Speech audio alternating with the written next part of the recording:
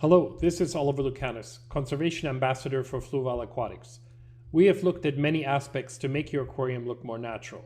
If you've watched a series of different elements like light, rocks, substrate, and wood in nature, you will have noticed that there are key elements that are vital for the natural look in an aquarium. There are two things I think are most important for you to note and apply at home.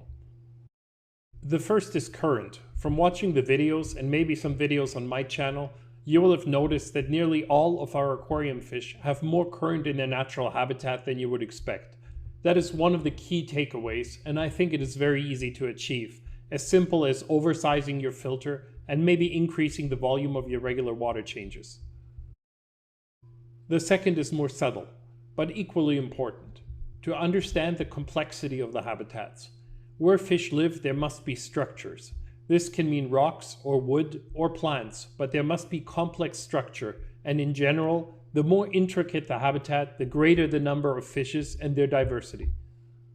In this habitat in Brazil, dense plant cover along the bottom, fallen trees, and the root systems of the trees growing along the riverbank create an incredibly complex substrate and a habitat that is very structured.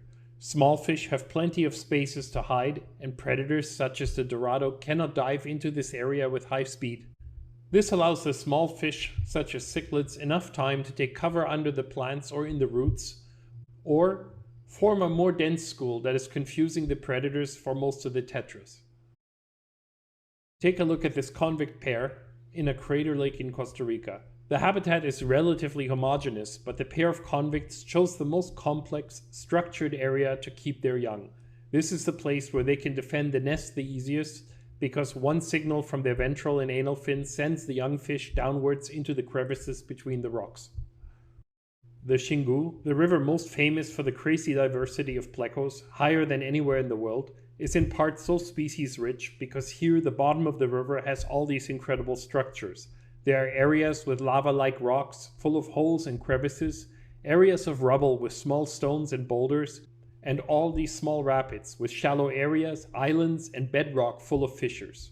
For fish that have to adhere to the rocks when they are feeding with their sucker mouth, this is the perfect scenario.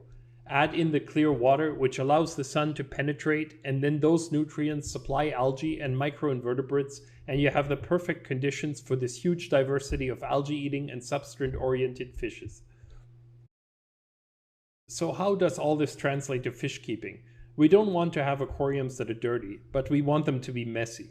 To create an ideal habitat, you want to see structures, not just along the bottom, but also in the middle of the aquarium, and ideally, something should be happening along the surface. That can be plants that produce a shaded area, or a root that connects the substrate with the surface, or a pile of rocks that reaches all the way up to the waterline. Your fish will actually reward you with more interesting behavior, and nearly every species is less shy if they are kept in an aquarium with a lot of structure. Few, really very few of our aquarium fish are true open water species that need to be in an unobstructed open space in the aquarium. Picture your aquarium decorations as three-dimensional objects and try to get away from laying items flat on the bottom. Try to stand wood or rocks upright or staggered on top of each other and create complexity that allows more fish places to hide and more intricate spaces within the aquarium. Think about mounting wood to a PVC plate at the bottom of the aquarium, such as an old cutting board, for example, or think about suspending wood from the top down or have it growing out the side of the aquarium.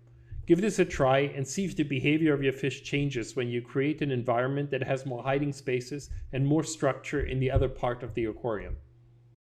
Thanks for listening to this series, and we will try to take the next videos into a different direction with some tips on breeding common fish and looking at how some of the most popular fish live in nature.